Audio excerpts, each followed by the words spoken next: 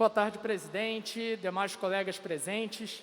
Fiz questão de vir aqui no plenário, presidente, para poder também discutir o que considero ser uma das principais tarefas que nós temos como legisladores, como deputados estaduais, que é falar sobre a LDO, a Lei de Diretrizes Orçamentárias, que tem um papel fundamental para que a gente possa dar as diretrizes, presidente Capitão Paulo Teixeira, que o nosso orçamento vai ter e que são basicamente as regras do jogo.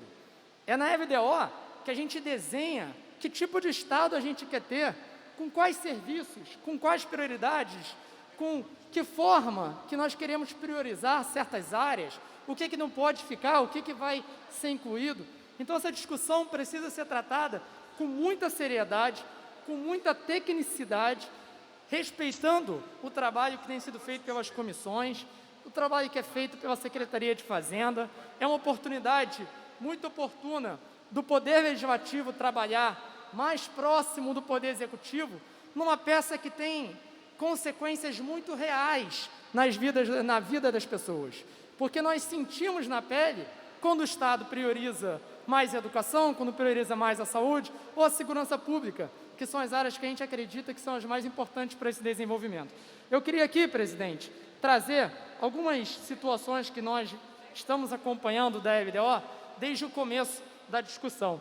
Primeiro, eu queria iniciar dizendo sobre a importância da Secretaria de Fazenda, sob a liderança do subsecretário Leonardo Lobo, de corrigir os problemas conceituais graves de consistência dos déficits orçamentários que nós detectamos quando o governo enviou pela primeira vez, mostrando que a trajetória do estoque da dívida da consolidada líquida, a DCL, manifestado por mim na Comissão do Orçamento, não estava de acordo com a realidade. Nesse sentido, foi fundamental a participação de todos os deputados da comissão, mas aqui quero destacar a presidência da comissão, o deputado Márcio Canella, que entendeu o papel que era importante dessa nossa alteração, junto com a assessoria técnica da comissão, os consultores Sérgio Martins e o Herbert, para que o anexo de metas fiscais enviado pela Cefaz fosse corrigido como emenda da comissão, corrigindo esse que seria um golpe fatal no que se refere à transparência da realidade fiscal do Estado. A gente investiu muito tempo para que esse anexo de metas fosse corrigido antes do projeto vir a plenário, porque é muito importante que a gente já tivesse as regras do jogo com os indicadores corretos, e não com uma peça de ficção que, infelizmente, não seria factível com a realidade. Por falar em transparência, eu lamento que vejo duas emendas que apresentei no sentido de ampliar a transparência e tempestividade das informações orçamentárias, financeiras e fiscais do Estado, foram acatadas de forma parcial, mas, na prática, tende a ser uma letra morta na LDO, presidente, em decorrência da troca do verbo deverá por poderá. A gente aqui costuma dizer que quando você só deixa pode, infelizmente, a omissão acaba sendo escolhida. Então, quando você tem a obrigação em certos quesitos que são cruciais para o orçamento do nosso Estado, a gente precisa lutar por eles. Eu estou me referindo, presidente, nesse caso, à proposta do REREL, sendo publicado mensalmente, como já acontece na União, e que tem o demonstrativo da disponibilidade de caixa por fonte de recursos, que é peça fundamental para o acompanhamento dos saldos de disponibilidade do Estado por parte da sociedade. É uma prática de transparência fazer com que isso seja feito de maneira mais recorrente, mensal, como é feito na União.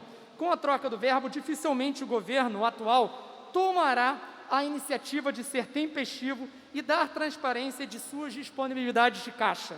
Lembrando que a União, como eu disse, já adota essa prática e seria interessante o Rio ser pioneiro nela também.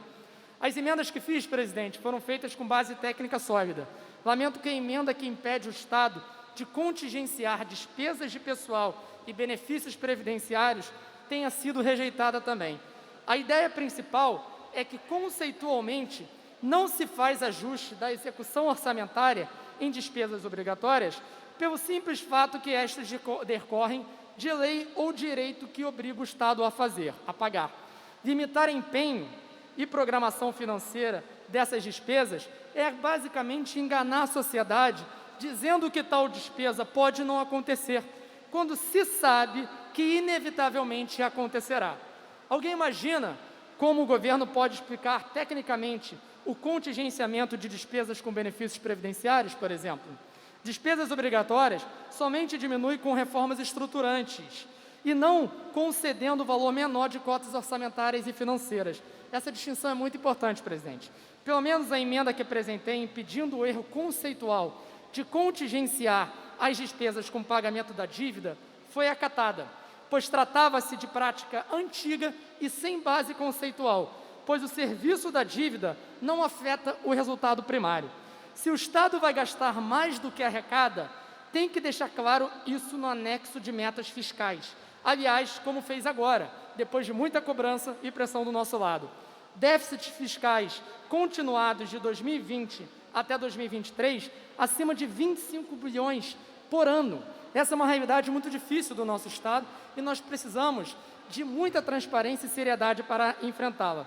Significa que o Estado projeta gastar mais do que arrecada até 2023 e provavelmente a situação cimentará assim por alguns anos. Por fim, presidente, 2 emendas não menos importantes foram rejeitadas e eu espero que no entendimento a gente consiga incluí-las. A primeira que adequa a LDO à LRF, que estabelece como uma das contribuições da LDO, abre aspas, dispor sobre normas relativas ao controle de custos e à avaliação dos resultados dos programas financiados com recursos dos orçamentos, fecha aspas. Vamos continuar descumprindo a lei de responsabilidade fiscal nesse quesito? A segunda é uma emenda, presidente, para finalizar, que obriga as proposições de autoria do Poder Executivo estadual que concedam ou ampliam benefícios tributários deverão estar acompanhadas de avaliação da Secretaria de Estado de Fazenda quanto ao mérito e aos objetivos pretendidos.